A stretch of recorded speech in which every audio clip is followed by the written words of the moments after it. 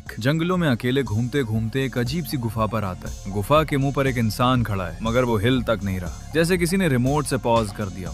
निक थोड़ा सतर्क होता है, आवाज देता है, ओए भाई। कोई जवाब नहीं। वो बंदा वैसे का वैसा ही खड़ा है। निक को शक होता है, अपने डॉगी को कहता है, जा बेटा देख तो जरा कौन है। पर डॉगी ऐसा बर्ताव करता है जैसे उसकी 7 पुश्तों में किसी ने ऐसा डर ना देखा हो। अब निक सोचता है, ठीक है, खुद ही जाना पड़ेगा। धीरे धीरे वो उस गुफा की ओर बढ़ता है और तभी कोई इनविजिबल फोर्स उसे रोक रही थी। भाई साहब, दीवार जैसी टाइट हवा थी, हर कदम मुश्किल से उठ रहा था, मगर जिज्ञासा के मारे वो अंदर बढ़ता गया।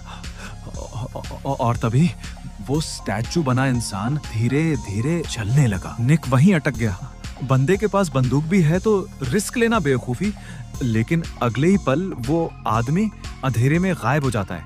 निक को समझ नहीं आता कि पीछा करे या बाहर भागे। तभी पीछे की ओर कुछ और अजीब होने लगता है। गुफा के बाहर से रोशनी झपकती है, जैसे टॉर्च किसी ने ऑन ऑफ कर दी हो। फिर किसी की चीख सुनाई देती है, तेज, डरावनी, दिल दहला देने वाली। निक बिना जीपीएस के ऐसा उल्टा भागता है जैसे रणवीर सिंह बिन एनर्जी ड्रिंक के। बाहर पहुंचता है, मगर बाहर अब वैसा नहीं रहा। दिन की रोशनी गायब, चारों ओर रात का अंधेरा। निक कंफ्यूज, मैं अंदर कितनी देर था? 2-3 मिनट, मगर बाहर तो जैसे कई घंटे बीत गए हो। और उसका डॉगी गायब।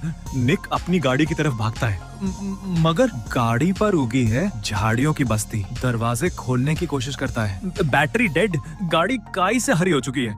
उसका अपना ऑफिस आईडी कार्ड अब पीला पड़ चुका है, जैसे सदियों पुराना हो। निक आसपास मदद की तलाश में भटकता है, तभी उसे दिखती है एक पुरानी जीप, बिल्कुल अबैंडन्ड। उस पर भी झाड़ियां उगी हैं। अंदर से एक स्कूल बैग मिलता है, और वो बैग है उसके स्टूडेंट दाइशान का। निक समझ जाता है कि उसके स्टूडेंट्स उसे ढूंढने यहाँ आए होंगे। शायद वो भी उसी गुफा में गए, शायद अब फंसे हुए हैं। अब निक नहीं रुकता, वो ग्लो स्टिक्स ले आता है ताकि रास्ता याद रख सके। हर 10 कदम पर एक स्टिक गिराता है, लेकिन जैसे ही वो हवा की दीवार के पास आता है, ग्लो स्टिक जादू से हवा में तैरने लगती है। हाथ बढ़ाता है, स्टिक हवा में चलती है। फिर जब वो दीवार पार करता है, स्टिक नीचे गिरती है। अब निक और भी डेडिकेटेड हो जाता है। अब हम टाइम डायलेशन की ओर बढ़ते